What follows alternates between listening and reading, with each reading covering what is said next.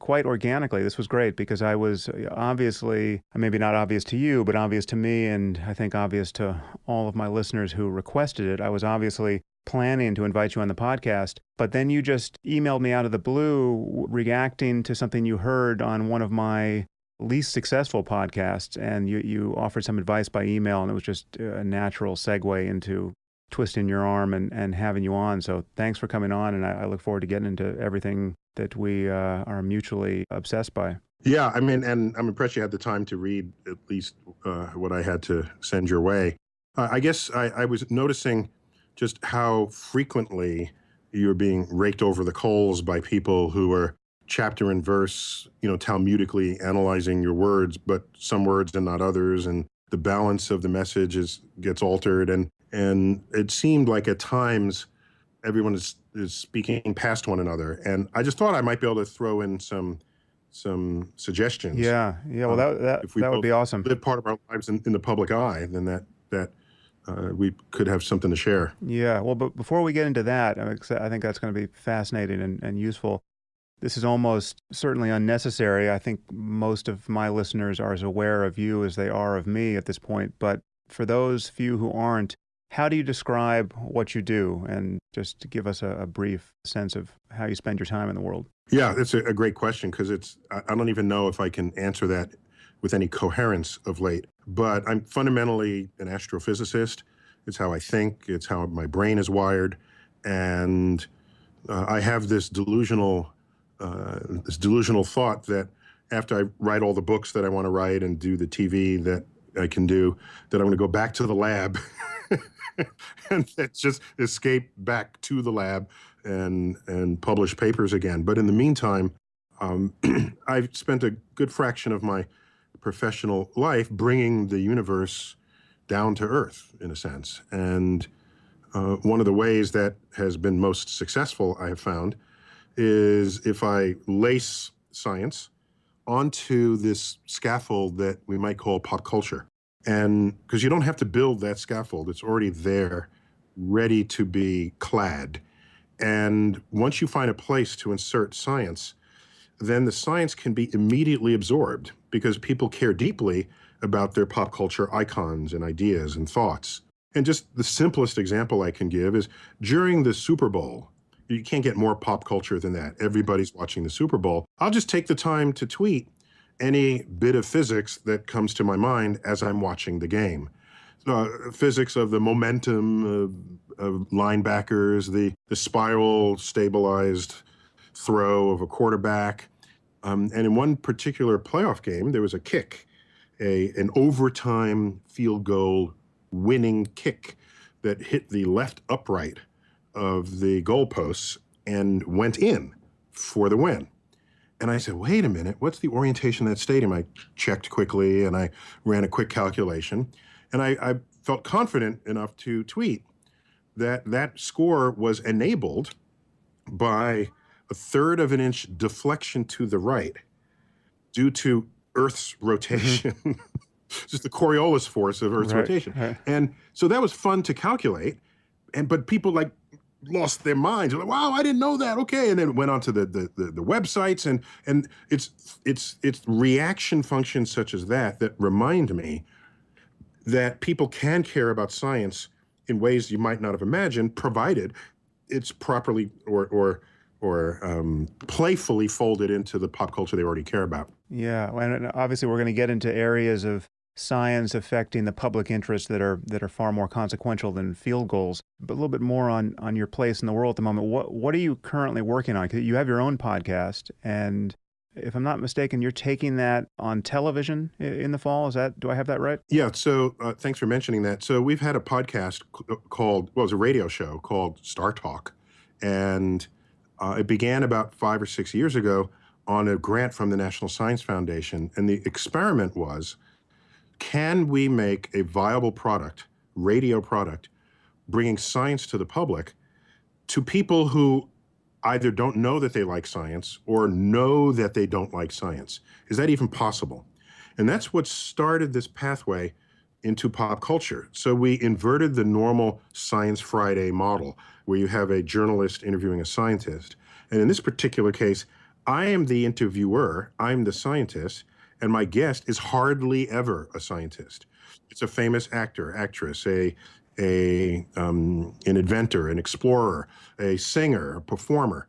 And the conversation explores any science that may have touched that person's life. If not, then do they have a secret geek underbelly that we can rub? Often people, maybe they're science fiction fanatics, or they love superheroes, or any of the topics that would be fair game at a Comic-Con.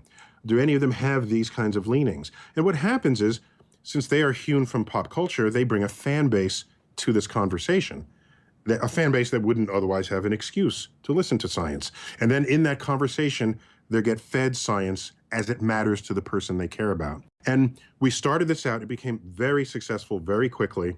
And over several years, the grant money ran out, but then we became commercially viable. And that was the intent. And then we got noticed by National Geographic Channel, and then we jumped species, and now we're also on television. And so we're going to our second season this fall. Well, that's great. I like that model. Oh, and by the way, the model is a little more subtle than that. If we get typically an actor might have an interest that touches science, but of course they don't have the expertise necessarily in that topic. They could be pro-environment or anti-this or pro-that, and that comes out in the interview. But what we then do in studio, that's the base interview. Then we cut that into a show where in studio we bring in an academic expert on that topic. So the best example here was I interviewed President Jimmy Carter. And, he's got this, he's working heavily by ridding sub-Saharan Africa of certain diseases that are peculiar to humans. And once you remove it from the last human, it'll never come back again. It's because it doesn't have the contagious vector. So he's speaking about this, but he's not an expert in that disease. We got someone who's an expert in transmittable diseases to supplement comments that he made about the mission statement of his causes. So it turns out this has been working, and we even got an Emmy nomination for Best Informational Programming this past season. So we're all quite proud of it because it got crafted and molded and assembled.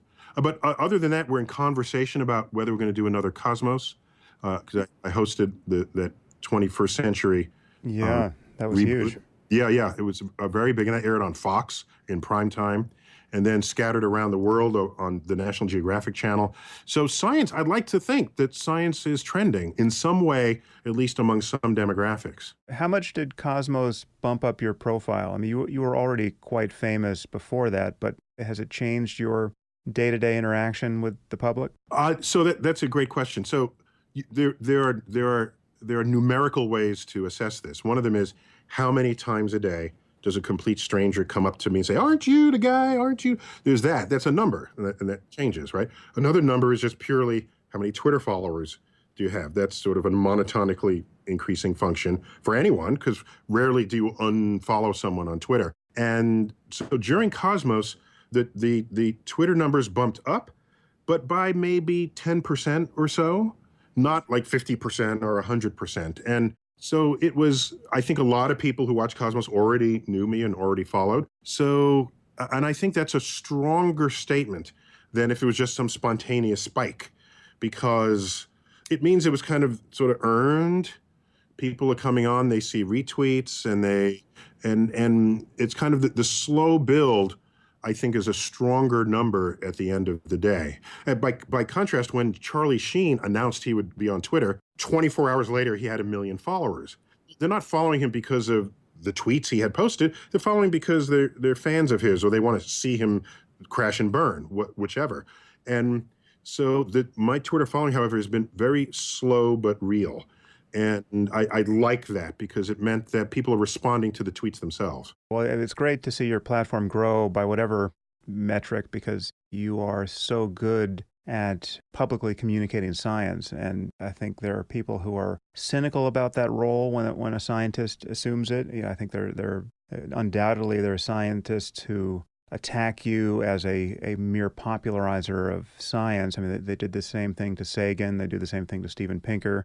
Well, let me just put that to you. How much does that noise even show up on your radar? That's a great question and an important question. And let me just say, I benefit from the fact that Carl Sagan sort of did this first, and he sort of cleared the brush and bramble.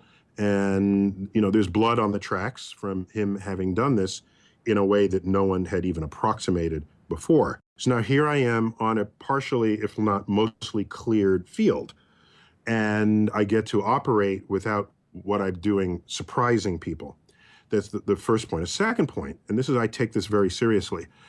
How do I retain this respect of my colleagues? Let me assume for the moment that the respect is still there, because would they tell me directly? I don't know if they no longer respect me. But what I do know is that I live in New York City, which is the news gathering headquarters of the United States. And even CNN opened an office here, having only ever been in Atlanta. So everybody's here. Whenever there's a late breaking news story, let's say the gravity wave was discovered a few months ago, or the Higgs boson, my phone rings off the hook. And what I say to the press is, especially the TV media, I say, have you spoken to the people who actually did this work yet? No, we just want you to tell us what was discovered and why. I said, no, speak to them first. These people worked for decades, finally getting a result. It's their time in the sun. Talk to them, then come back to me, and I'll be happy to tie a bow on it. Okay? And I've actually cultivated this relationship with the national media based here in New York, and that's precisely what they do. So if you look at news stories of major scientific discoveries that overlap my interest and my expertise, if I come in, it's at the end, and I say what the discovery means or its significance. And in that way, I think all boats rise in the tide waters. And I can't be criticized for that if, by my being a part of that story, brings more attention to their work. And so I've been very careful about that. And as a result, I still every now and then get invitations to do a year sabbatical at prestigious institutions. And I don't think that would happen if somehow people felt that I was a loose cannon out there. Right. I don't think people are aware of how much heat Sagan took for this. I might not even be aware of most of the details, but I just know in the abstract that he got fairly hammered by his colleagues for his role as a communicator of science. Is that correct?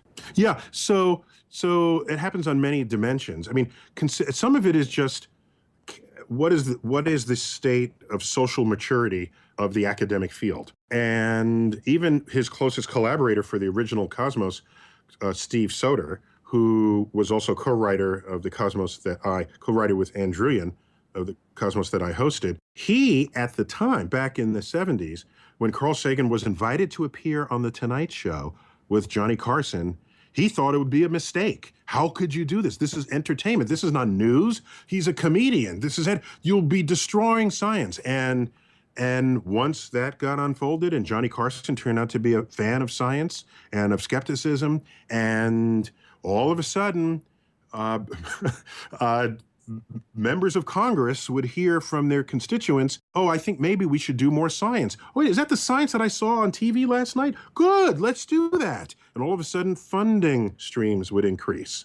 And so my field, the astrophysics field, we were kind of early out of the box on this, and we did recognize ultimately, even in spite of the blood on the tracks, that it's a good thing for science, for people who, in the end, paid for the science through the national science tax monies that fund NASA, the National Science Foundation, and other sort of government agencies that serve this. In the biology field, of course, it's the National Institutes of Health, this sort of thing. If they're paying for it, at some point, they ought to know what you're doing.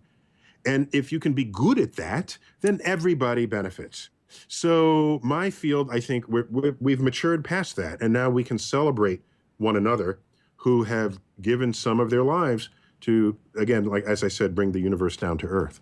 And resistance to this seems to me to be short-sighted and confused on at least two levels: a resistance to the public communication of science, or the stigma that attaches to a scientist who spends a lot of time or even most of his time doing this. Because one, as you say, we want a scientifically informed public, and I think it's pretty easy to see the price we pay for people's scientific ignorance on, climate change or any other topic that is socially and politically divisive at the moment. But also, there's just this idea that there's some kind of clear boundary between the context in which you can make original and useful contributions to scientific thought. It's though in the covers of a 300-page book, all you could possibly be doing as a scientist is selling out, whereas in the context of a journal article that only 300 people are going to read, there you're doing real science. And I mean, this demarcation may make a little sense in pure mathematics, for instance, because no one's going to publish your theorem proof widely, and you're not going to put it on PBS or your next show.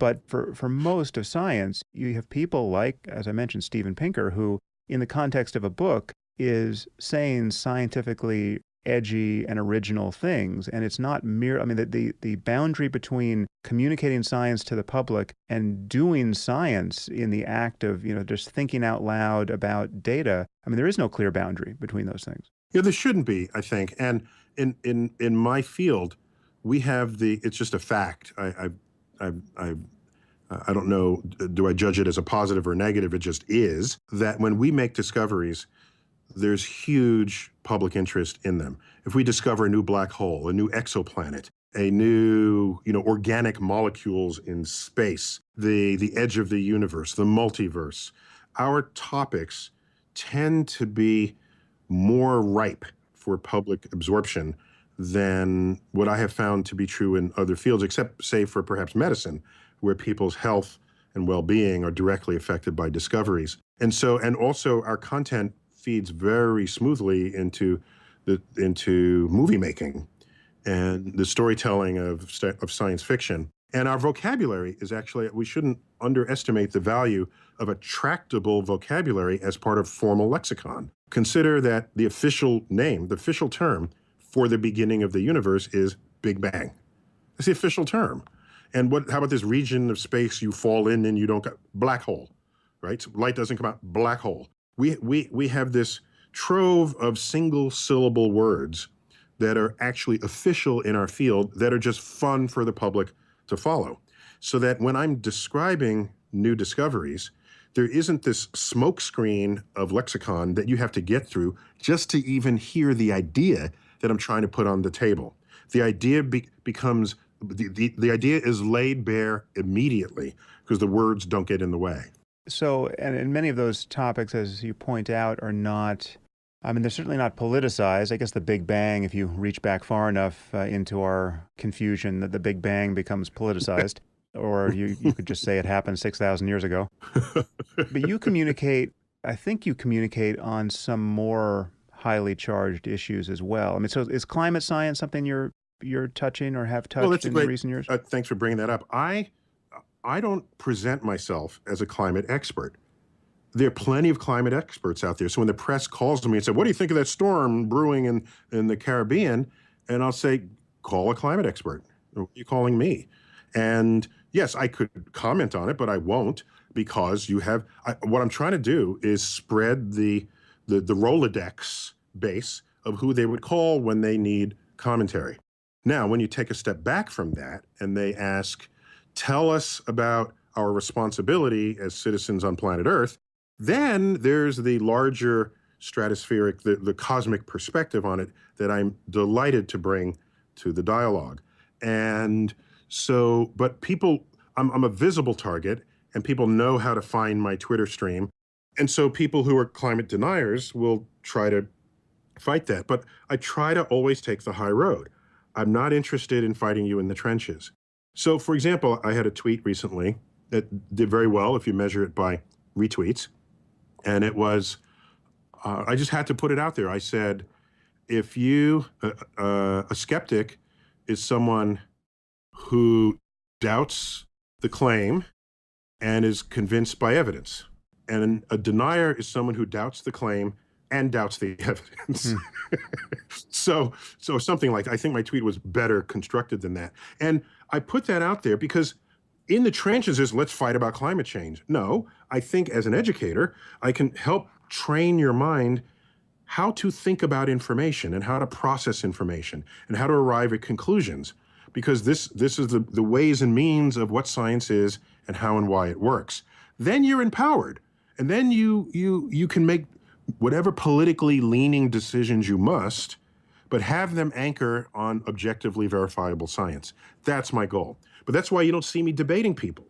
I don't have the time or the patience. I'd rather just educate you in the first place so that the debate isn't even necessary. So how political do you view your job in this sense? Because I'm hearing that there are certain things you don't want to talk about, not because you don't have a position on them, or that you don't feel yourself qualified to be the one talking about it necessarily. I mean, I take your point about climate science, but if I push hard enough, you have a view on it that you don't feel unqualified to express, all the while admitting that you are not the one doing original work in climate science. Yes, that's correct. And I will gladly state that when asked. It's just not, I don't have a climate change platform Right. that I occupy. That so, in fact, I don't occupy any platform at all, as far as I can tell. And this frustrates some people because they want to attack me based on platform versus platform. And I'll just give you an example.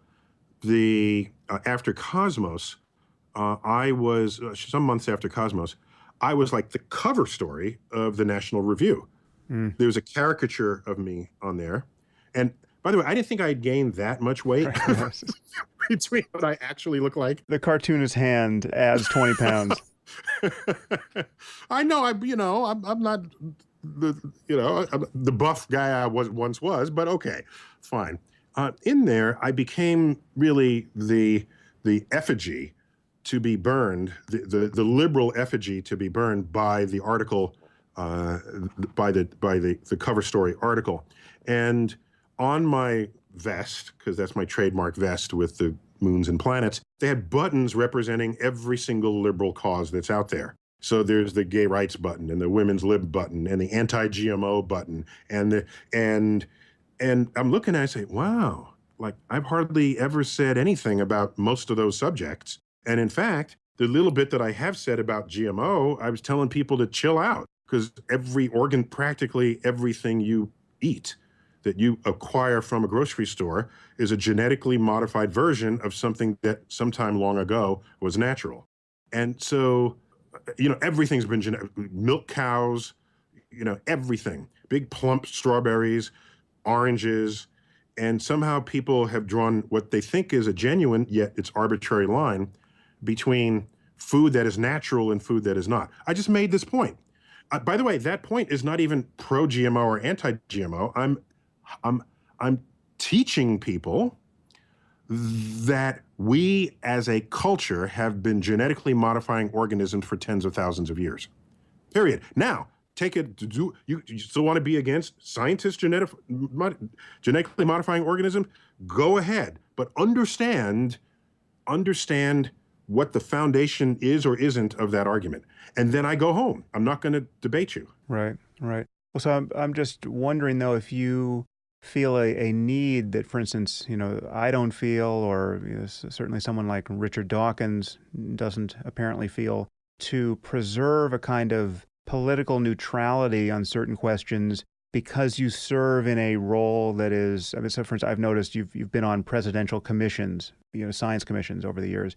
Do you feel that you need to kind of walk a razor's edge between political passions and poles on questions of religion or, hot button issues of kind of culture war science, evolution, etc., because you're trying to preserve a kind of trust from both sides insofar as that's possible? So that's a great, very pointed question. So I'm going to unpack it into several variables. And if I get distracted in myself, just get me back on track. So initially I thought I was walking a razor's edge because I'm not out here to just offend anybody. I just want to enlighten people as an educator. I have no other objective in this. And I thought that was a razor's edge initially. And then I realized, no, it's not. Actually, it's a rather strong position. And that position is there are objective truths out there that you ought to know about. And I, as an educator, have some, I don't want to call it an obligation, let me say a duty to alert you of those objective truths. What you do politically in the face of those objective truths is your business, not my business. I have opinions on many things, but they're not the kind of opinions where I give a rat's ass if you agree with my opinion. That's why it's my opinion. And that's the difference. That's the difference between me, I think, and many others who are scientifically astute, or the scientists themselves, and then take on a platform that involves trying to get people to see the world the way they do, even politically. I have no such interest in doing that. Let me just apply a little pressure on that one point, though, because it seems to me that I mean, if the stakes are high enough, if the facts are clear enough, and the consequences of maintaining one's ignorance in the face of those facts are dire enough, let's say climate change rises to that point. Let's say human-caused climate change is as disastrous as Al Gore thinks it is, right? And I'm not, I don't feel especially close to the science here. The Al Gore index, yes. Yes, let's just say that it's as scary as the most scared person thinks it is, and we had good reason to believe that that was true. And now we're in the current environment of climate change denial that really correlates almost perfectly with where you are in the political spectrum. And, you have a candidate like Trump who just gave, I don't know if you heard his energy speech the other day or heard about it. No, I didn't. I was traveling and I didn't hear it. So, he apparently thinks that, I don't think he said this in his speech, he said this in a tweet, but his speech was quite in harmony with his tweet. He said at one point that climate change was a hoax cooked up by the Chinese to destroy our manufacturing base. And then he, in his speech, he says he's going to get out of the Paris Accords and just ramp up coal production and bring back all the coal jobs. And he's a denier of climate change or human-caused climate change. And so let's just say that the jury was not out on this question at all. And again, I think it's probably not out, or is virtually not out, but let's just say it was even clearer than it is now to 100% of those qualified to judge the facts. Wouldn't you feel that, so then this position you've just sketched out of, I don't give a rat's ass what sort of opinions you have and what sort of public policies you want to enact on the basis of the science, doesn't that collapse? Wouldn't you then have a duty to say that, in this case, Trump is a dangerous ignoramus who's not qualified to be president? So, again, there are a couple of variables there. One of them is you're conflating two forces. One of them is that, let me back up. So I've never said anything against a politician. Why? Because politicians have electorates that support them. And in a free democracy, that is their right. I, as an educator, could go around hitting politicians on the head, but then there's the matter of all the people who wanted to vote for them. So for me, my target is not the politician. My target is the population who is following statements that are objectively false. I see it as my duty to train the electorate how to think about this information. Period. And then once they're trained, they can vote for who they want. And so what is that? This is like the people who said, oh, get George W. out of office. He's an idiot. He's this. And then he's finally out of office. And then Sarah Palin rises up. Oh, Sarah Palin, she's an idiot. I mean, how many times can you start saying that a leader is an idiot without looking at fellow members of your country who are voting for them? And as an educator, it is a task to educate people so that they can judge what is true and what is not. That's my role here. The easiest way to make the point, though, in many cases, is to push back its most egregious violation, right? So, if Trump gives this speech, on the cusp of becoming elected president, the easiest way to talk about the consequences of the public's ignorance about climate change is to just push back against the speech itself. I mean, then you're attacking him. No, I know. So you're not attacking the idea. You're not attacking the fact that people don't understand the facts. That's the thing. Otherwise, you're attacking their favorite person. You're attacking the fact that in this case, a person who could well become president doesn't understand the facts, and that's by virtue of the fact that millions of people who support him either don't know or don't care that they're wrong on this point. And for me, the longer-term solution is training the electorate.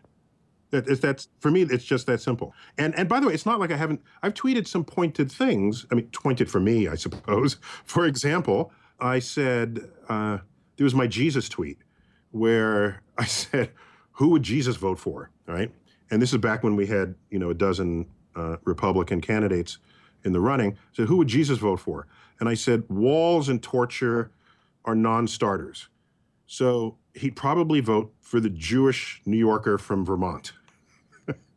That's I said.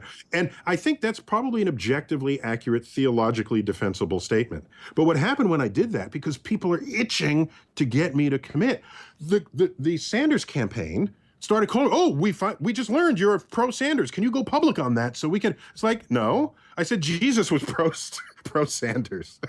I didn't say I was pro Sanders. Jesus was pro Sanders.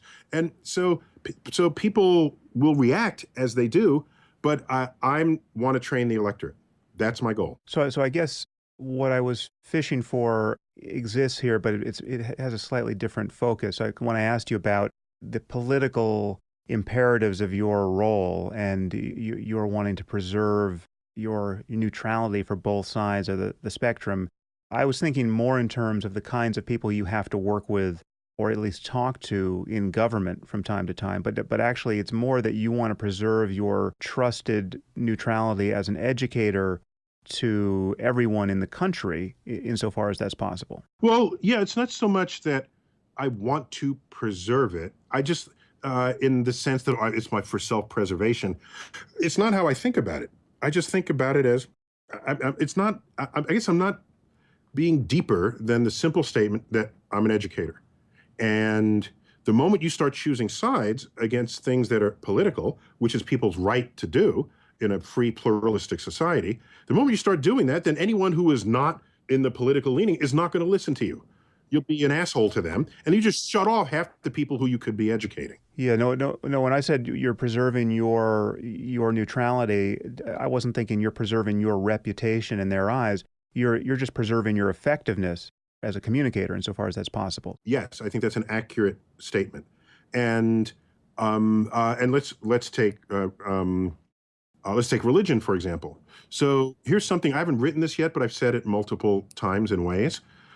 People want me to sort of side up with the whole atheist movement and rid the world of religion and all of this. And you're the front of that train right there with your writings and your speeches. And I take a slightly different view. And I'm not as extreme. I mean, you are on the frontier with terrorism and comparing one religion with another. And that's way out there for me. Where I go and where I stop is I say, it does not matter to me what religion you are. Just know that your religion is a belief system and does not cue off of objective truths. Otherwise, we would call it science. And if you have a belief system, that belief system is constitutionally protected, and I don't have any problems with you holding that belief system. But the moment you hold office, where now you are making decisions that affect a pluralistic electorate, any laws you pass need to be based in objective reality. Otherwise, you are bringing a personal truth to bear on other people who do not share your personal truths. And that is a recipe for disaster. It's a recipe for revolution. And so it's my way of saying that governmental decisions, policy, laws need to be secular in a country that preserves religious freedoms. Yeah. So yeah, I'm glad you brought this up, because I went out on Twitter yesterday, I think, just saying that I was looking forward to speaking with you and asking my Twitter followers what we should talk about. And this was probably no surprise to you, probably the most common question they raised, this lack of endorsement of the label atheist. That you're not happily wearing this label. Uh-huh. I actually, I have a talk I gave some years ago, I think entitled The Problem with Atheism, that I gave at an atheist conference. And as I've said before, it was the only talk I've ever given, certainly. I think it's the only talk I know about that started with a standing ovation and ended with boos and people leaving the room. And the point of the talk was for me pushing back against the label atheist. I said, there's no reason why we have to meet in bad hotels around this variable of political atheism That's and call ourselves atheists. And we don't call ourselves non-astrologers. If astrology ever became ascendant in this country and people were making decisions on the basis of the position of the planets, well, then we would talk about reason and evidence and common sense and science to neutralize those claims without ever defining ourselves in opposition to astrology. And I think the same thing can be done with religion.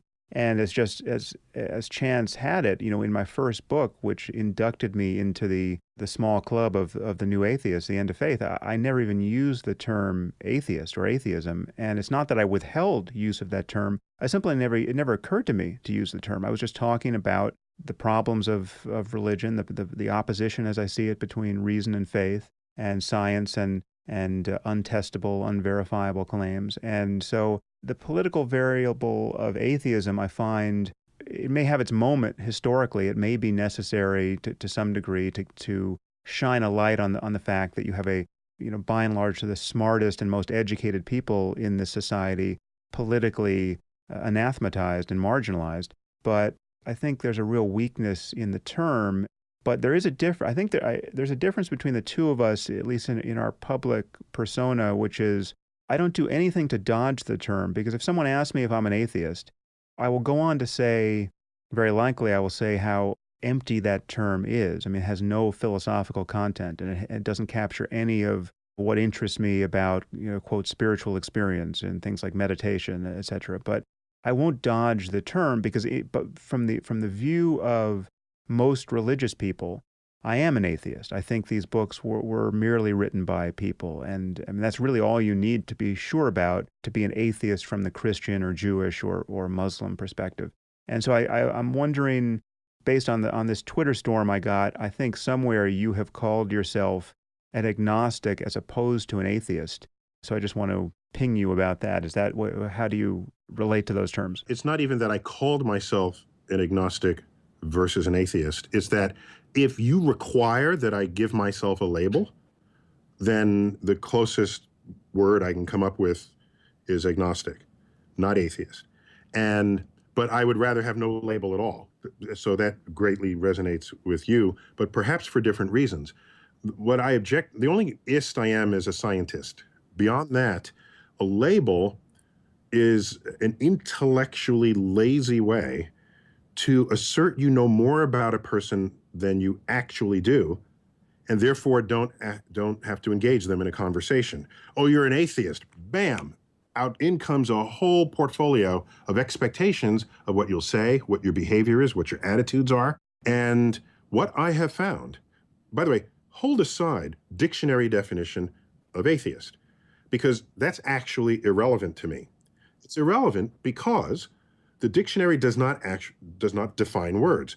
The dictionary describes words as they have come into meaning, at least in the English language, less so in French, I'm told, because they have like word bureaus that see your usage. The Academy. So words are living things. And I have seen the conduct of outspoken atheists, and there is conduct they exhibit that I do not. And so if there's an emergent sense of what an atheist is, and that sense is being defined by those who are most visible, then I have to say there's got to be some other word for me, but not that word. For example, this happened some time ago on my Facebook feed. There was a shuttle mission that went back when we went into space with our own spacecraft. There was a shuttle mission that went up to repair the Hubble. I was friends with several of the astronauts on board. So I posted STS, I forgot what it was, 125, or I forgot the number. STS launches today, and I said, Godspeed, astronauts. Okay? That's what I said. People in the comment thread said, Godspeed, I thought you were an atheist. Okay? The very fact that I get that phrase often in people responding to something I say or do tells me that I'm not behaving in the way they expect an atheist to behave. Forgetting, again, the formal dictionary definition. We are talking about what is happening to that word today. And so, yeah, I use the word Godspeed because that's historical with the space program. And John Glenn went up, it was headlines, Godspeed, John Glenn. And Godspeed is not fundamentally different from goodbye. What was goodbye? You'd leave the city walls, God be with you, because it was dangerous out there. And God be with you got contracted over the years, and it just says goodbye. I was at an atheist conference, and I asked people in the room, who here uses the word, after I was raked over the coals for saying Godspeed, I said, who here uses the word goodbye? Everybody raised their hand. I said, did you know it meant God be with you? Oh, I didn't know that. Ooh. So now we have astronauts putting their lives at risk by going high speed, and then you have this corresponding term, Godspeed. I was perfectly happy to use that term, and I'll use it again. Not only that, I use AD and BC when I'm referring to years. All right? The Gregorian calendar and the Julian calendar were amazing works of timekeeping. And credit should go where credit is due. And with the Vatican Observatory, which was founded around the time that Pope Gregory made the measurements to establish the Gregorian calendar, give it to him. Give it up to him. I have no problems. Oh, I thought you were an atheist. I should use BCE so until there's a word that applies to me that doesn't then have people saying, I thought you were an atheist, I'm happy to have no label at all. That's what's at the bottom of this. And that is for much shallower philosophical reasons than how much you've thought about the word. Mine are just very plumb practical.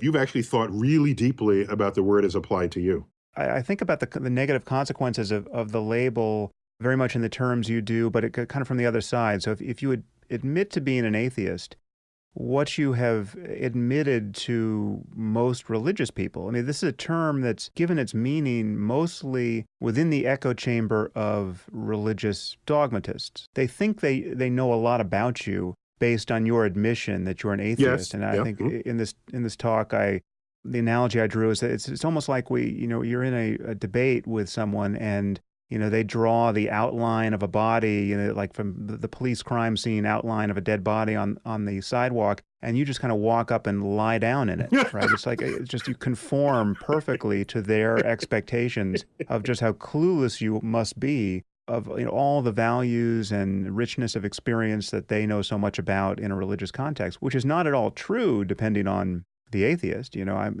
an atheist who spent a lot of time exploring changes in my consciousness that most religious people think only religious people know about, right? Classically, mystical states of consciousness with psychedelics or a long time spent on silent meditation retreats. There's different ways to change your mind and your brain. And it just so happens that only religious language has been applied to this historically. And if you say you're an atheist, you are almost by definition from the religious side, not necessarily from the atheist side, you are disavowing all of that as either just frank psychopathology or conscious fraud or something that just doesn't bear looking into. That's just, again, it's a failure of communication ultimately. But the price you are paying that I'm not paying, I think, in the atheist community, is you begin to either look kind of shifty or not altogether honest if you keep dancing around the term or using a term like I'm an agnostic as opposed to an atheist, whereas you would never say you're agnostic about Poseidon in the same way that you're tempted to say you're agnostic about the God of Abraham. That's why I don't even use the word agnostic. I said if you had to pick a word, then pick that word, but I wouldn't. I don't know that a word exists in this context. And there are other things, and there are plenty of atheists who would even agree with what I'm about to say, but just all told, I just don't think it fits the model. Like my favorite musical of all time is Jesus Christ Superstar. And one of my favorite works of music is Bach's Mass in B minor, with Handel's Messiah a close second, and choral works, that is. And I love going into churches and to mosques and looking at the architecture and the artwork and the detail of the designs and the fact that all mosques are aligned with Mecca. That's kind of an interesting fact. And it's on a great circle path that would take you straight there. There's just curiosities that, and this interest you must know that there are atheists who just basically draw a line. Say, I'm not even going there. They're drawing gods with divine births and halos and angels and cherubs, and they keep distance between themselves and that. And I can't do that. It's not in me to do that. Yeah, and the irony is it's not in any of the most prominent so-called new atheists. Dawkins, Dennett, and I at one point were all outed with our Christmas trees. The New York Times published, photographs of our of each of us standing next to our Christmas trees. That's cute. So it's just, there are things that have no religious connotation for us, but which have been the product of religious either kitsch or profundity. Yeah, I love going into churches, and I don't go into many mosques these days for reasons that might be obvious. For those who want to check my credentials here, you can look at my blog. The article, I believe, is entitled Islam and the Misuses of Ecstasy. I just go through it, showing all of the resonances in the Muslim tradition that I find incredibly beautiful and powerful. And so I'm not deaf to the charms of the call to prayer or to the poetry of Rumi or much of what is in the tradition. We need not touch this here, but I just see a political and civilizational cost to people's unwarranted certainties about all that, especially when their certainties are, by definition, in zero-sum contest with the certainties of others. We have to get to a world where we are just interested in clear talk about the common project of a human flourishing. Well, what I can say is that I bet neither you nor Dawkins nor Dennett has ever had uttered to them the phrase, "I thought you were an atheist," based on some statement or comment that you've made. I bet that's never happened. Except if someone sneezes near me and I say, "God bless you," which has been known to happen. So, because I get it maybe 2 or 3 times a month.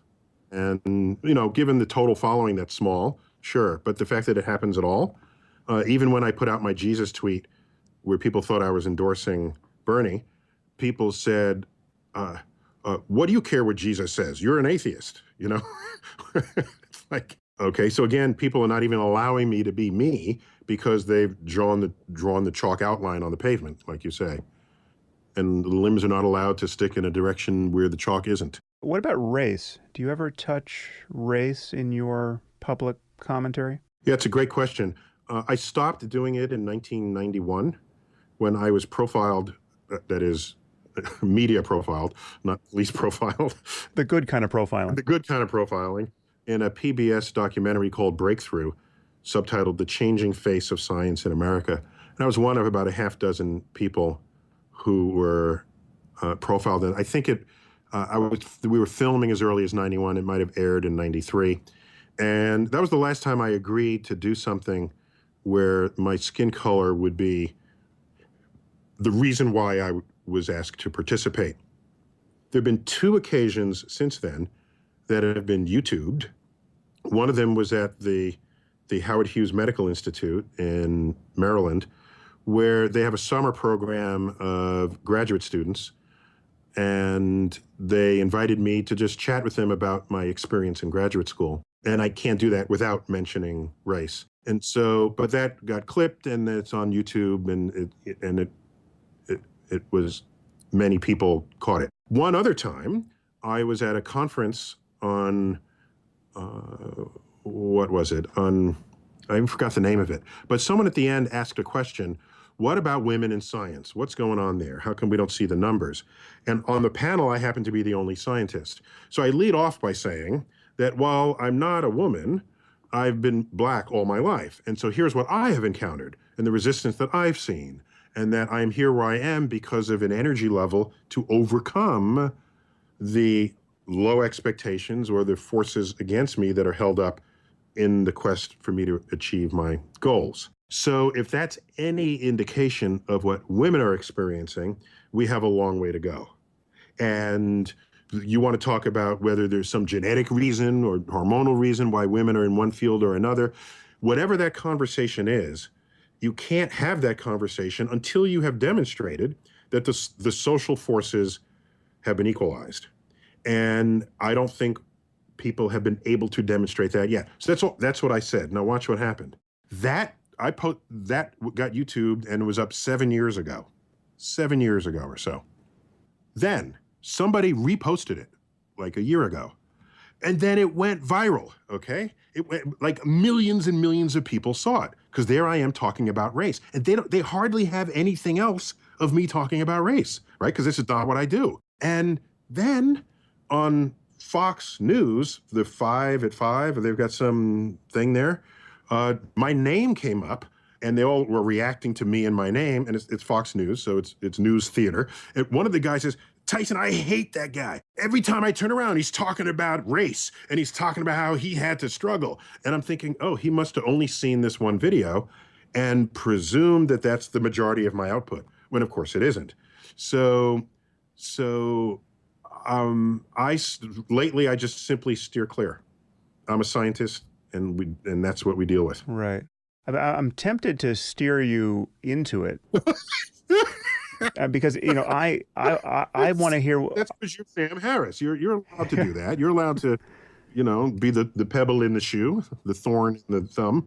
But go on. Because frankly, I would really want to hear what you think about race. You obviously have a unique vantage point, being one of the very few famous Black scientists, and race is becoming. The fact that the last thing you said about it was 7 years ago suggests to me that there's a lot you might say about this moment now in our public conversation. And when you look at the kind of pendulum swing the liberal community and college campuses have executed of late, where you have a kind of political correctness on campus where it's just every conversation about this and other charged topics is just so heated that now in many cases you can't even have the conversation. You have people just shouting down any unpopular opinion. It's racism and feminism, both almost together in life lately. Yeah. So it's as an educator, it would be very interesting to hear your take on this. My sense of it is the loudest statement I can make is to not ever mention it again. And it's not a cop-out, and it may sound like that. It's as long as I make it an issue, then people commenting about me will make it an issue. But if it's not an issue, you have there's no fodder there for you to load your cannon with.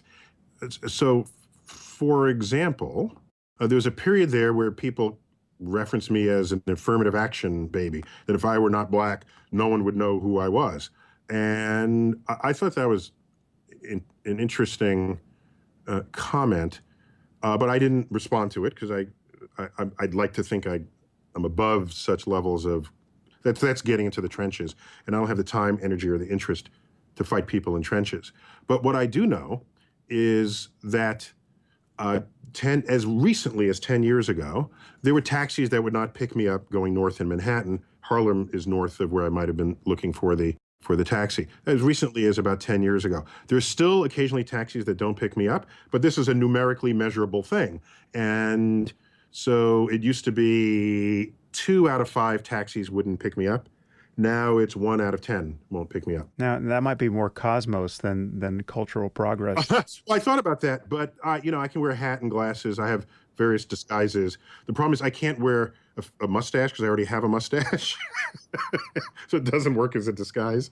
So I tried to gauge whether it's Cosmos, and those numbers change smoothly before, during, and after Cosmos. So that's why I'm pretty sure Cosmos did not affect it there. And not only that, there'd be people coming up to me and they say, oh, you're the smartest Black person I know, or you should be a role model for the Black children, right? I was getting that 10, 15, 20 years ago. Now, that's not what is said. So I want you to be a role model for my kid. And the kid is a blonde white girl, right? And so there has been a real and measurable shift. And I have not made race an issue, and neither has the emergent population who has learned science from me, neither have they made this an issue. And I can say this, one of my great disappointments was I was on stage with Richard Dawkins on a panel, just the two of us. I guess it's not a panel, it's a conversation titled The Poetry of Science. And we were invited by the atheist group at Howard University in Washington, D.C. This is an HBCU, of course, one of the flagship historically black colleges. And one of the objectives there was to explore, well, how come atheism is not as large in the black community? And I said, I don't want to talk about atheism or the black community. Let's just talk about science and let that be the attractive force. Well, we are on the campus of Howard University, a mostly black college, and here's an auditorium with 2,000 people in it. Maybe 5% of the people were black. Really? Wow. Yeah, I was like, wow, okay, that's interesting. That's real interesting. Yeah. What percentage of the campus is black? The last I saw was over 90%. It might even be higher. But that does seem more. So I understand you didn't want to talk about it, but that does seem worth talking about. I mean, that's because even I knew what to expect there, and even I find that alarming. Right. So here's another interesting point, and I don't have a good answer. I can make up an answer because I know I can make up a cause because I know the answer, but I don't know if it's the right cause. Atheism in the black community, whatever it's in, I can tell you this, that the church in the black community has not historically been taken a posture regarding science. The church in the black community has been much more a servant of the community. It's been a place where people meet, where they, the bake sales, the whatever, and you don't find the black churches going to change school curriculum to put one thing in the science curriculum and take other things out. That level, I think people were just worried about trying to get the vote in the South. Sit there and worry about what is being taught in schools. So the religious black community has not historically been anti-science. Let me just put it that way. And so I had less concerns about whether or not you had legions of black atheists running around. It didn't distract me or bother me. Right. Well, so I totally respect your wanting to essentially proceed as though we live in a colorblind society, or to try to keep a kind of a colorblind bubble around your functioning in our society. But I feel like your silence on this question or on this topic could be misinterpreted. I mean, so basically it could be interpreted as the assertion that we've achieved enough on the topic of racial inequality that living as though there's no such thing as race is the only path forward, or the normative path forward. And it may be that you want to say that. It may be that you're kind of more on that side of the spectrum. I mean, when I think of visible black writers and commentators who have made noise on this topic, the spectrum is the two extremes. I would put someone like Larry Elder on the one side and Ta-Nehisi Coates on the other, where, so Larry Elder, for those who don't know, is a political commentator mostly. I think his background's as a lawyer, but he more or less says, the affirmative action is purely harmful. We just have to move forward as though the race doesn't exist. We have a black president, get over it. I mean, I could be doing some injustice to his position, but it's pretty close to that. And then Ta-Nehisi Coates is saying, we should be paying reparations for slavery, and we have made very little progress, and in some sense, having a black president is merely token progress. And again, I'm almost certainly not doing justice to the nuance of his view there, but it's something quite like that. So those guys are far apart. And when I hear you say, I don't want to talk about race, I just want to talk about science, and I don't want to be the black scientist, I want to be the scientist, it seems to locate you, I think, just by default, more on the Larry Elder side of this argument, just because you're not choosing to comment on these topics. Well, when people ask me, I'll comment. I just don't make it part of my platform. I don't say, I'm coming to your city and I'm going to talk about race and sex and injustice. No, that's not what I do. So it's not that I'm afraid to talk about it, or it's just that when I'm given the choice, I don't talk about it because I have so much else to share. I have so many places to bring people. And there's a comic that I have an original copy of that it first appeared in the New Yorker, where there are four scientists, they're chemists at a laboratory slab, and Three of the chemists are white, one is black. And you see the thought bubbles in each of their heads as you go left to right. And the rightmost scientist is black. And they're all doing things with their hands. One is looking at a flask, another is noting things in a clipboard, and another is swirling a test tube. So they're clearly busy doing science. But the first thought bubble says, I wonder what he thinks about OJ. But today it might be, I wonder what he thinks about Cosby, right? Okay. The next one is, I wonder what he thinks about affirmative action. The next one is, I wonder what he thinks about Farrakhan. And you look in the black scientist's head, and there's just equations in his right. Okay. So that is on my wall in my office. And anytime someone says, "Oh, what do you think about affirmative action?" I just point them to that drawing. And so one day I may write about all this, write about what I've been through in my life and what I've overcome and the forces against it. I don't think now is the time. There's an education book in me that will come out, not in the next few years. I've got too much on my plate. But that education book will explore suggestions on how to improve education, how to deal with people who are underprepared or overprepared, or what people have called gifted or not, or should there be inclusion classes. I'm formulating slowly opinions on all of those that I will be putting into a book. But so maybe you'll have to wait 4 years. Invite me back in 4 years and we'll talk all about it. That will be great. Yeah, no, I think that will be a very useful contribution to our conversation because, frankly, I mean, so you're not afraid to talk about it, but I'm afraid to talk about it. Like I thought of having Ta-Nehisi Coates on this podcast when I first saw his book, but to some degree, I've just been beaten down by my recent podcast failures to have hard conversations. And so, well, I've this been is not humbled. another one of your failures. This one.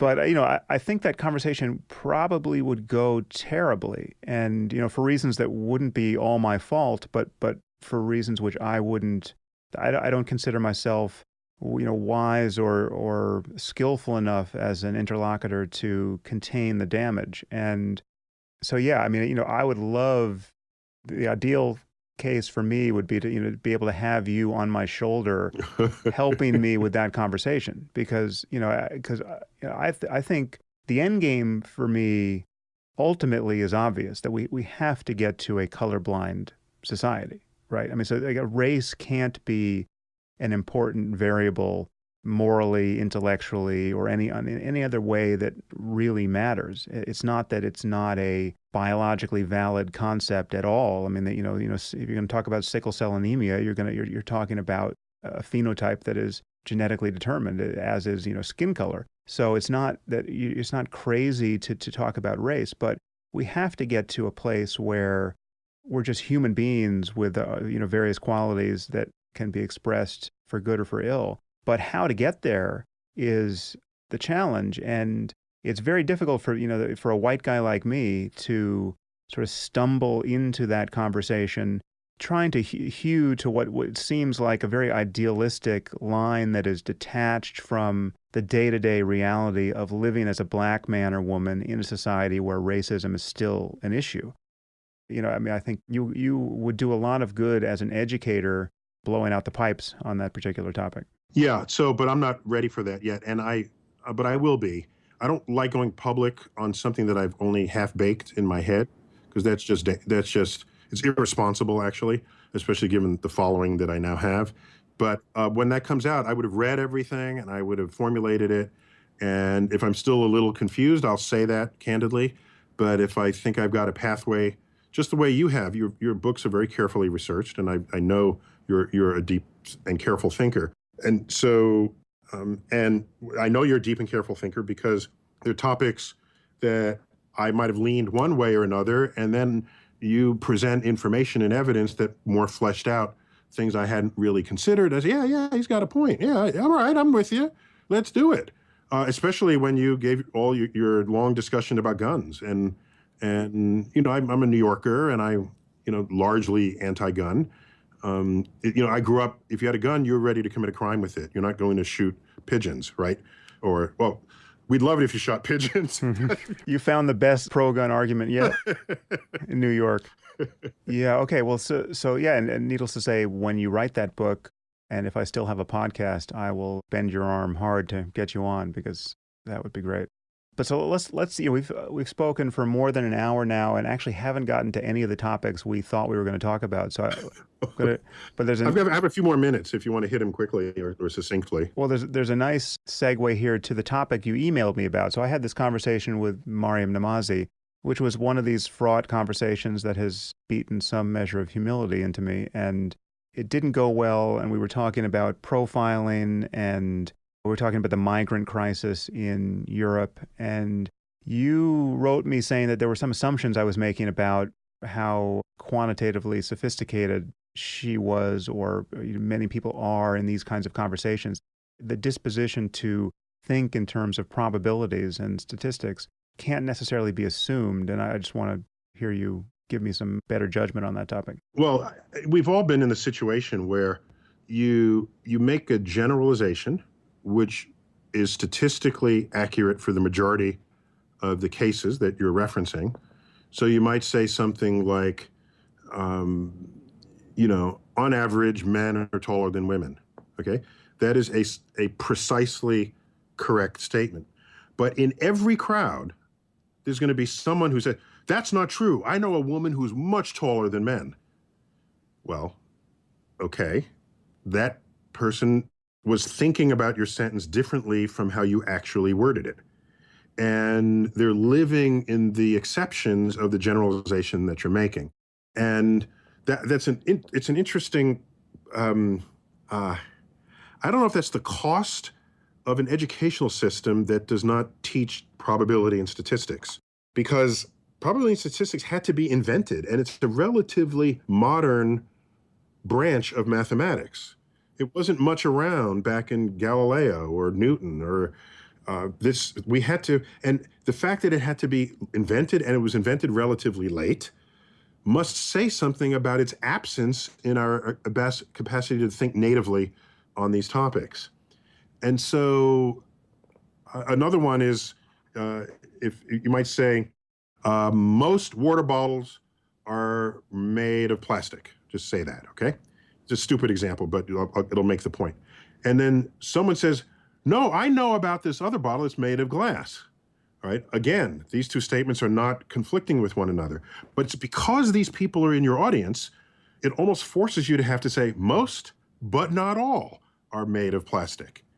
And most, but not all, you can't get more literarily redundant than that.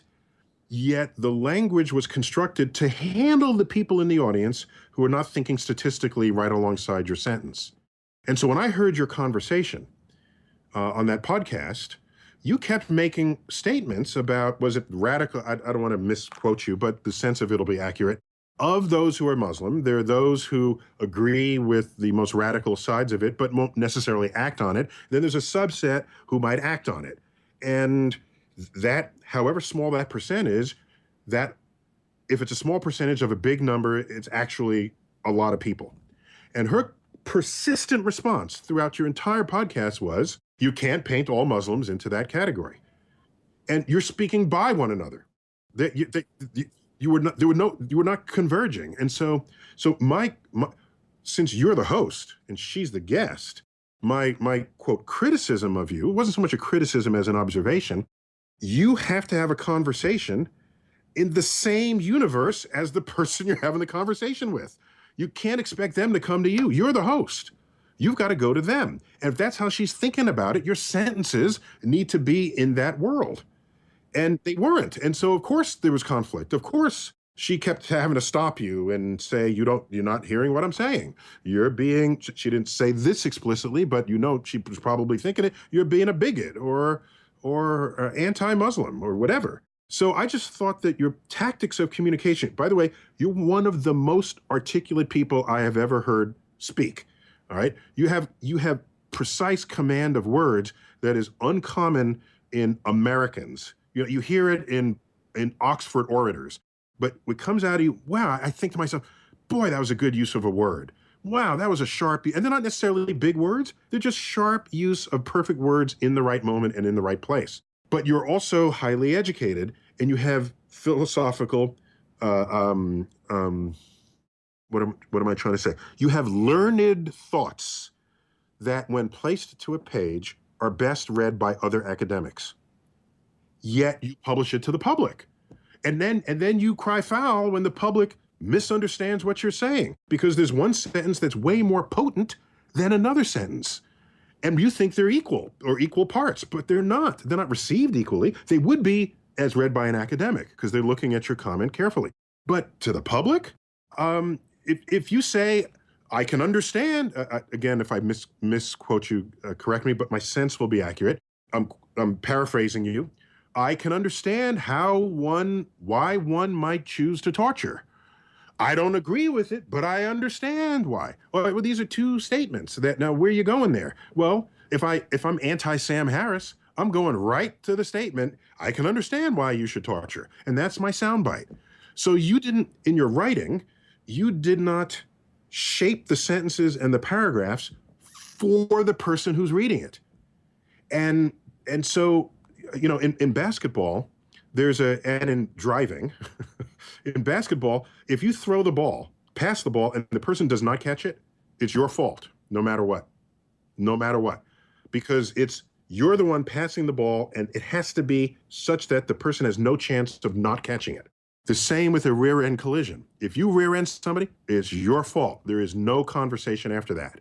So as writer, as communicator, as articulate as you are, I think you need to share at least half, if not 85%, of the accountability of people misreading what you say. Yeah, I would agree to that, except obviously I've suffered enough of this and paid attention out of, purely self-interest enough to know that some of this is actually consciously malicious, where it's not a matter of a misunderstanding, it's a matter of, someone is simply lifting a misleading sentence, a sentence that can't help but be misleading out of context, so as to spread a falsehood about my views. I mean, one really egregious example here is in one of my books, I think it's Letter to a Christian Nation, I was talking about the naturalistic fallacy in moral philosophy and how you could never say that because something is natural, it is good.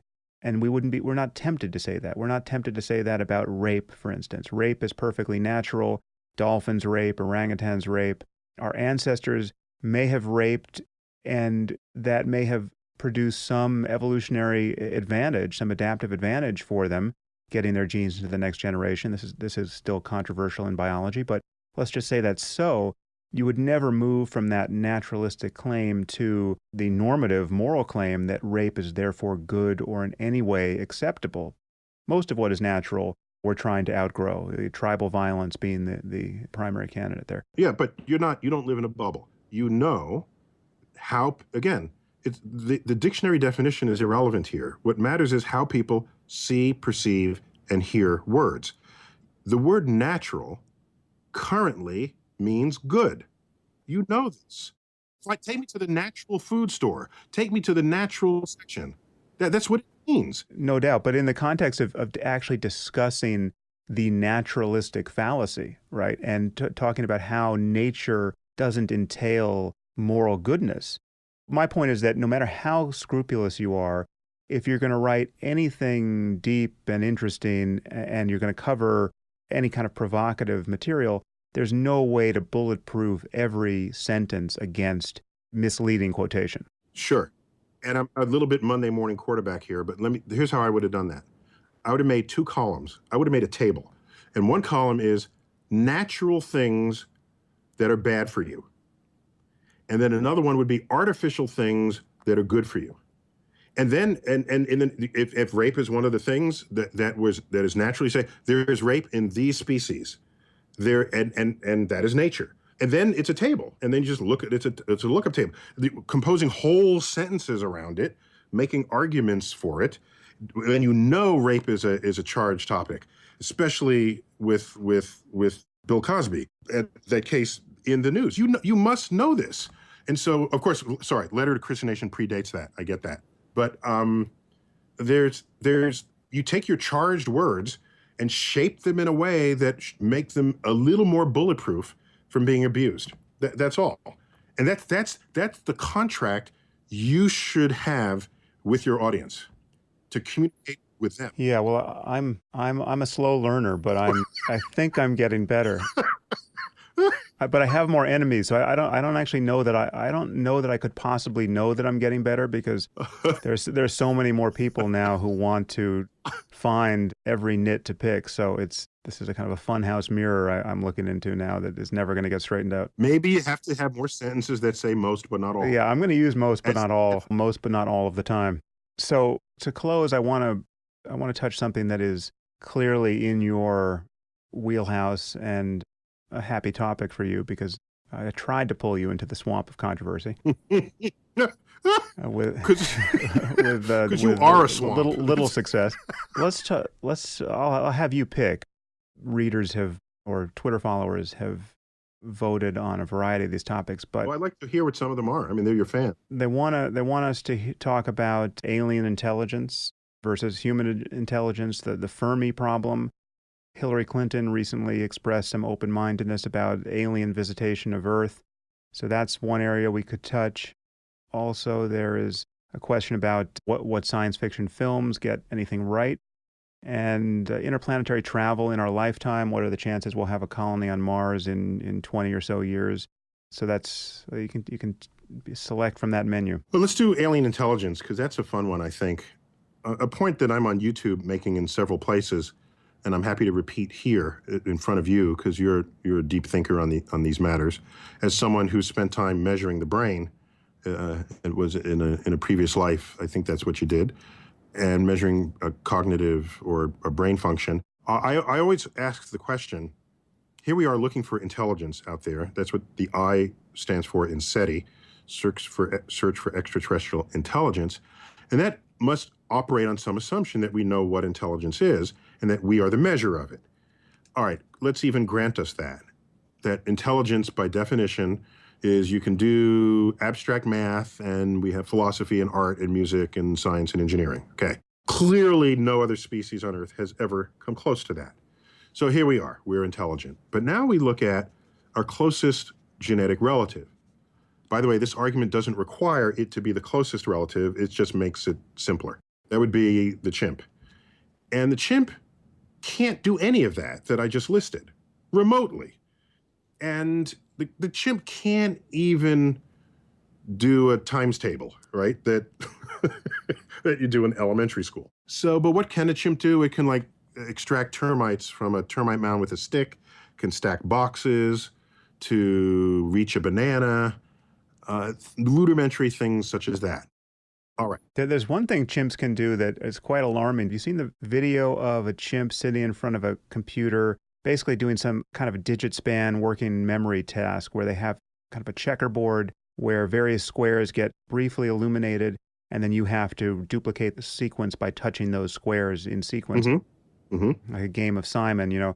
And chimps are much better than people at this. I mean, they have a crazy working memory for, you know, kind of just touching the places in any kind of visual spatial space. It's alarming to see. I'll look up those videos and put them out there.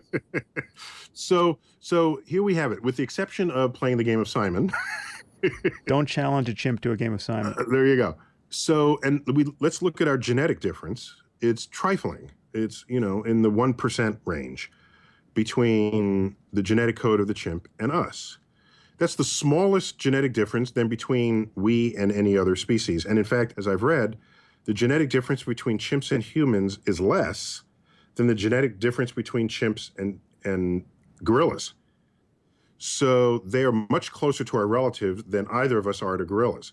Fine. To point out how surprising this is, I think it's actually less than the difference between mice and rats, too. Oh, wow. Okay. I didn't know that.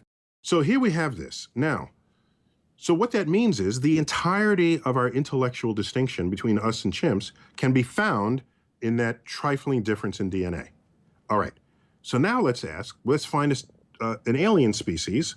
And if we use this DNA scale, presumably they wouldn't have DNA, but let's say you can map it onto this scale. Let's say they have this same trifling amount difference in their DNA relative to us that our DNA is relative to chimps. That would mean our most advanced activities would be the most trivial things for that species to accomplish. And the list of things I gave you for that the chimp is doing, our toddlers do that. And that's like the smartest chimps. Our toddlers do it. Well, what does this advanced species of aliens do? Well, they might roll Stephen Hawking forward and say, well, this one is slightly smarter than the rest because he can do astrophysics calculations in his head, like little Timmy over here, who just got home from preschool, and we're going to put his sonnet up on the refrigerator door, and he just derived 4 theorems of calculus. Oh, isn't that cute? And so I'm imagining that something as triflingly different from us can have such vastly greater intelligence than us that they would not view us as intelligent. And that's a little scary to me because we do not communicate in any important fundamental way with any other species on Earth, even those that are close, even those that we might rate as intelligent for themselves, right? And so we can't communicate with other animals on our own planet with whom we have DNA in common. And now we want this. This isn't addressing SETI again. Now we claim we can communicate with another species, another alien species, and our greatest of thoughts will be something that they'll even recognize as a great thought. The audacity of us. And so it leaves me awake at night wondering what of this universe will forever lay beyond our reach simply because our species is too stupid. Well, so then the flip side of that, this is another topic, but it's quite related, is development in artificial intelligence, where I have joined the chorus of people who are worried about this for precisely the reasons you just gave. I think that if we continue to build intelligent machines at a certain point, if we don't destroy ourselves in the meantime, we will get into the end zone where we have built something that is super intelligent and far better placed than we are to design the next iteration of itself. And, this is both hardware and software innovation, but I think ultimately software. So we're going to have a super intelligent machine, whether we can leave consciousness aside. Maybe there's nothing that it's like to be this machine. Maybe the lights might be off, but it's still intelligent in the sense that it's far more competent than we are in any area in which intelligence applies. So, the best chess player in the world is a computer now and will always be. And just imagine 1,000 other intelligent functions being expressed by a machine that is getting better by the minute at all of them because it's making changes to its own code. I think you have said that you're not worried about You're not AI. in the least. No. Okay. Bring it on. So I want to hear why, but it seems to me that we are going to build the thing that will look back upon us, whether or not it's conscious, as being basically it will have gone past the cognitive horizon that we can cross. I mean, some people are hopeful that we can cross it by combining ourselves with this AI. This AI is going to be grafted onto our cortices, and we're essentially going to become its limbic system, and therefore it won't diverge from our interests. But I can imagine if we don't do that, or even if we do, it's still going to be possible to build this AI separate in a box and not grafted onto any human value system. And then you have the prospect of even the subtlest misalignment between its interests and goals and our own being expressed as complete obliviousness to our interests in the same way that we are oblivious to the interests of ants or anything else that is cognitively closed to what we're doing here. So, all right, here's why I'm not worried. That fear factor is, it presumes something that will happen that's on a path that we're not currently on. So a computer has already beaten us at chess, a game that we invented. The computer has beaten us at Jeopardy, a game that we invented. A computer, I think, recently has beaten us at Go, a game that we invented. Computers make better cars than we make. I'm old enough, maybe you're just old enough to remember that each day in the morning, there was a slight chance your car might not start. That is no longer the case. I'm watching a film with my 14-year-old son, and there's a chase scene happening, and the guy jumps into a car. This is a movie from the 60s. He tries to start the car, and the car won't start. My son says, why won't the car start? Right. What's wrong? It's like the telephone not starting. And so we are already applying the formidable powers of our computing systems to everything. So computers make our cars, and the cars are better for it. Computers make our clothing. The quality control is better for it. All of this is done by computers, and computers are calculating collision cross sections of hydrogen bombs. Okay, we can't do that by hand. The computer does it. So as we go forward, as the computer gets more and more ubiquitous, it'll do more other tasks that we'll do, freeing us to think about other things. This idea that we're going to pile it all into one thing, everything into one thing, and have that one thing then become our overlords, that's just not the direction anybody's headed. It's not where it's not, no, no. Well, I wouldn't be so sure of that final claim. I mean, well, one is that there is this possibility of emergence because, I mean, so there is some level of information processing as witnessed by the existence of our own brains that is sufficient to produce what we call general intelligence rather than this piecemeal intelligence where you have the best chess player on earth, which is a computer, but it can't play tic-tac-toe. You have general intelligence that can move from domain to domain, that's flexible, that can learn, that we're learning in one domain doesn't degrade the learning in another, and ultimately you can learn more about how to learn. When you imagine a system, and again, the limitations now and probably forever going forward are not a matter of hardware, because when you look at our own hardware, it's rather humble. It's a matter of software. And if you imagine a system which ultimately can make changes to its own source code, that's where you get this fear, which has been articulated since the 50s by people like, I.J. Good was the mathematician was the first one to put it in these terms, but then John von Neumann made similar noises. You get this fear of an intelligence explosion where the process itself could become autonomous. Yeah, and I tend to be a little more, a bit of a pragmatist here. So if that begins to happen, I can just shoot the computer. I can unplug it. I mean, there are fundamental things I can do. Nobody's making a computer that's going to chase you down the street. Well, no, but just imagine if this happens. I mean, so I don't happen to think this is the most likely thing, although I'm not a computer scientist, and there's a real limit to my understanding of how this actually could emerge. But there are some smart people in this area who think that, for instance, this could emerge in the functioning of narrow AIs, much more like chess players, that we put on the internet. I mean, they're already on the internet, let's say in financial markets. So people are trying to make money with this thing, which is written in a kind of black box way that can make changes to its own code. And it's already out of the box, right?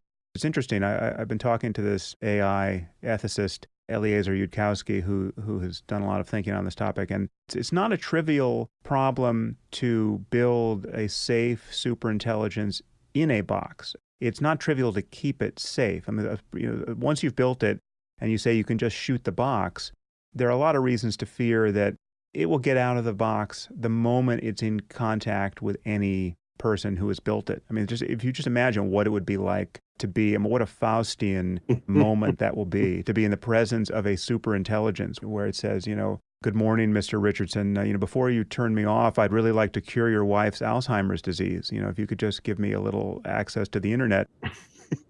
we are apes that are going to find ourselves outmatched by this thing if this thing ever gets built, even if it's in a box.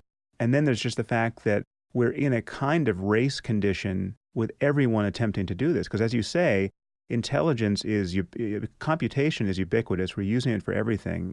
Automation and intelligence is our most valuable resource because, if it's not the direct cause of everything we value, it's the thing we need to safeguard everything we value.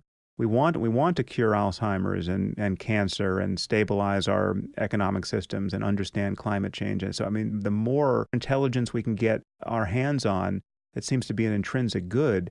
And everyone is racing toward the finish line.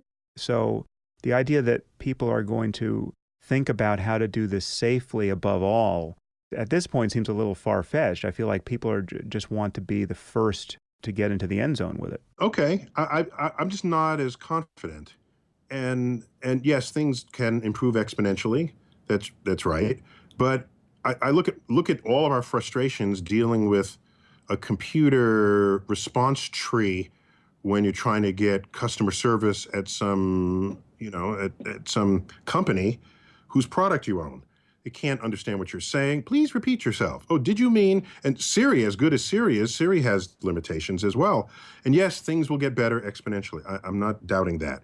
I'm just, I just don't see it as the thing that will take over the world.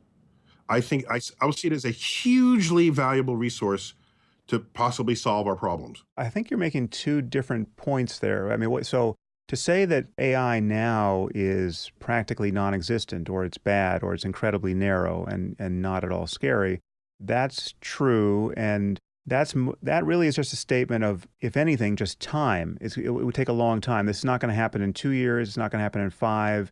It may not happen in 50. But also, if I upload my brain into some silicon place, and that then becomes me, well, what happens if I physically then go to the Bahamas and leave that silicon thing back somewhere else?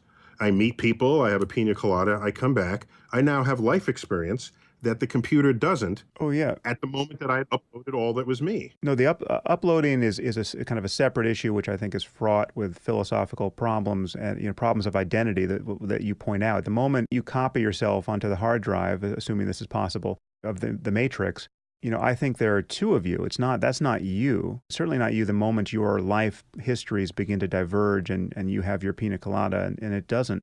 But leaving uploading aside, I mean, let's say we never integrate with this. We're just building better and better computers. If intelligence at every level, whether you're talking about the intelligence of a cricket or the intelligence of an alien species that is billions of years more advanced than we are, if it is at bottom a matter of information processing in some suitable physical system, and there's nothing magical about doing that with meat, the meat that we're made of. And you don't need biological tissue, and that a suitably advanced digital computer is doing the same thing at the level of information processing. And I think the jury is no longer out on that, which is to say there's no reason to think that there's something magical about meat and that it requires biological tissue to do this.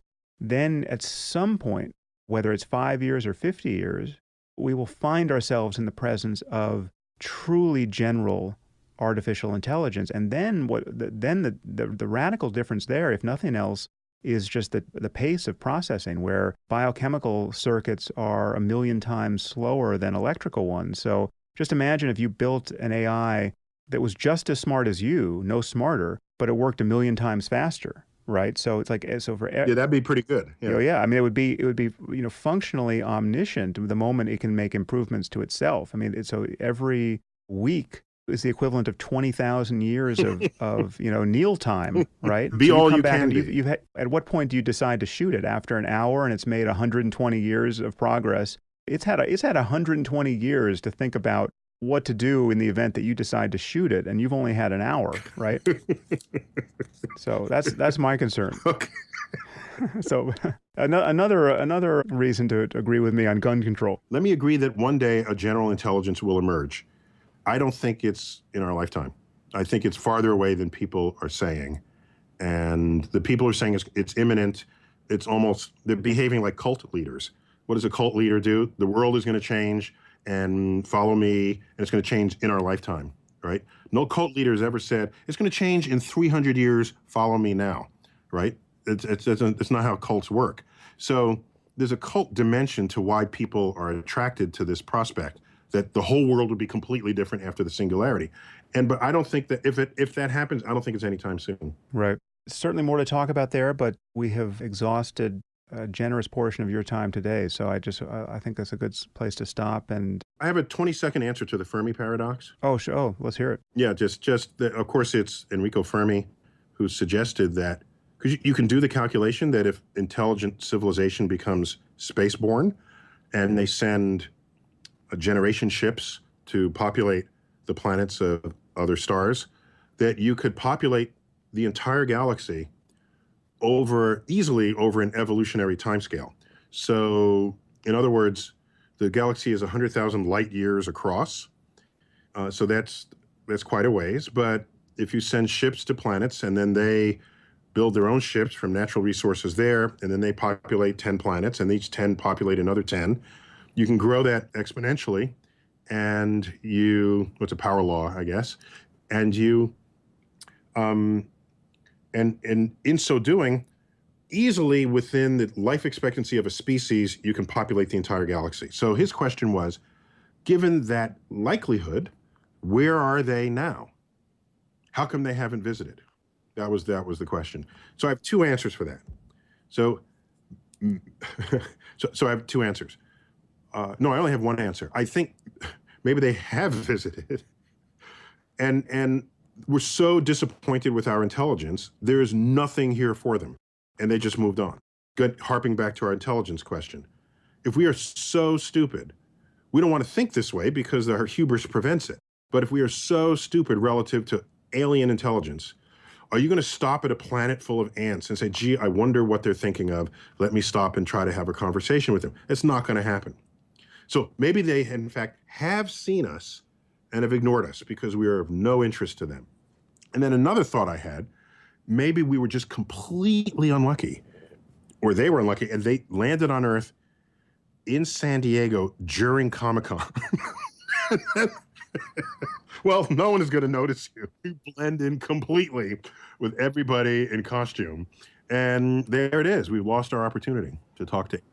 That's my two hypotheses. It is curious where they don't show up. I mean, the idea that they're showing up only to molest cattle and chase someone down on a country road in their pickup truck after he's had a few drinks. Yeah, at 2:10 in the morning, right? 10 minutes after the bars close. Yeah. If they're being cagey about their presence, they're doing too good a job, I think. It's called the shyness problem. Right. Right. Well, I actually have one final question, which is a quick one, which I always forget to ask a podcast guest, and I've promised to ask smart people like yourself this very question. If we did have one person from either alive or from human history that you know about to put up against this alien brain, the one who you think stood a chance of being the smartest representative of our species ever, who would you put in that role to dialogue with the aliens? Yeah, that's a great question. I mean, I think the UN has thought about this, and they actually identified a person who they would put forth as the first person to greet the alien. And it's a woman from somewhere in Southeast Asia who is also an astronomer, if I remembered that article. It's some years ago. I thought it was an interesting exercise to go through that line of thinking. I think what you would want is somebody who has sufficient fluency in the maths and the sciences to be able to lay out some of what we know that has a chance of being represented in a similar way by another intelligent species, by intelligent aliens. So for example, the organization of the elements on the periodic table, those elements are fundamental. We see them across the universe. They're organized that way because the physics, the nuclear physics and atomic physics requires that of us. And if there's anything that is, quote, genuinely universal, it would be the elements and the physics that describes them. So you'd want to make some first steps where you can come to agreement that, yeah, we are talking about the same thing here, because you need a common place to start before you can show what's different. Otherwise, nobody's talking, there's no communication at all. Well, I don't want you to be constrained by who you know actually knows all those facts or knew all those facts when they lived, because Newton obviously didn't know those facts, but Newton could be a good brain to put forward. Who do you think is the smartest person who has ever lived from any period of history you want to pull them? We can. Oh, no, that's easy. Isaac Newton, clearly. Yeah. Oh, no question. Interesting. Okay. I'll go to the mat with anybody on that. Isaac Newton. But if and to the extent that you might want to say someone else is smarter and make some subtle argument that maybe I've overlooked, which I doubt, but maybe there's something, I'll admit, maybe there's something I've overlooked. One cannot argue the influence of Isaac Newton's brilliance on the course of civilization. There have been some smart people who did, like, look at Leonardo and his notebooks. We can say this guy is brilliant, but nothing much happened. People couldn't read the notebooks. They're way ahead of their time. And it's hard to point to direct influences from his engineering and his science that he laid out in the notebooks relative, for example, to his art.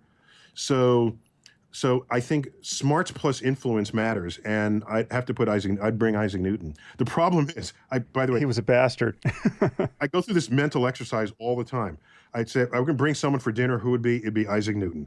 And we're sitting down, and I could just picture the conversation. He's like, how do you fit all of those people into that flat rectangle on the wall? Oh, well, that's a TV. Well, what is it? Well, it runs on electricity. Well, what's electricity? I mean, it would take a week just to catch him up on what are those metal horse-drawn carriages without horses? Oh, those are cars. Well, how does it move? Well, it uses energy. Well, what's energy? Because energy wasn't formally defined yet. Oh, we're using chemical energy. Well, what do you mean chemical? Well, then I have to refer to his alchemy just so we could be on the same page. And pull out your Bible. Don't forget that. And so it would take a long time to catch him up, but I'd be proud to be the one to show him what has come of his discoveries. I would say we've been to the moon based on equations that he first wrote to Page. And there are whole people studying calculus, which he basically invented on a dare. Whole branches of math derived from Isaac Newton's thing. So what I would do is catch him up to speed today. Then he's like Isaac Newton, year 2016. Then I put him in front of aliens. He'd be able to figure that out right on the spot. But we got to really work on him. Yeah, well, no doubt he'd be a quick study if, in fact, the smartest person who's ever lived. Before I do that, for the aliens, I say, can you solve our global warming? Could you solve these problems? There's an image I just came across of John von Neumann, who would also be a reasonable candidate to put forward here, where on his deathbed, I don't know if you have heard this, but it's the first I had. Von Neumann, obviously the main inventor of game theory, along with Alan Turing and Claude Shannon, gave us information science and the computer. He made contributions to nuclear weapon design and pure mathematics and dozens of fields. Not as influential as someone like Einstein, but shockingly smart. Many, many stories about him attesting to what a surprising mind he had. But on his deathbed, he was surrounded by the Secretary of Defense and the Secretaries of the Army and the Navy and all of the heads of the armed forces. They were just waiting at his deathbed on the odd chance that he was, in his last words, he was going to say something relevant to nuclear deterrence. Okay. Which is kind of an interesting picture of just treating a person who was really at bottom just a mathematician, above all, as an oracle. Well, it's badass if while you're dying, all the heads of states and government want your last breath. That is badass. Well, listen, Neil, it's really been a pleasure and to be continued. Yeah, Sam, it's been too long. Yeah. And I come through New York, be happy to just grab a bite with you and I love it. Do some fat. Until next time, Neil, take care. Yeah, thanks for having me, Sam.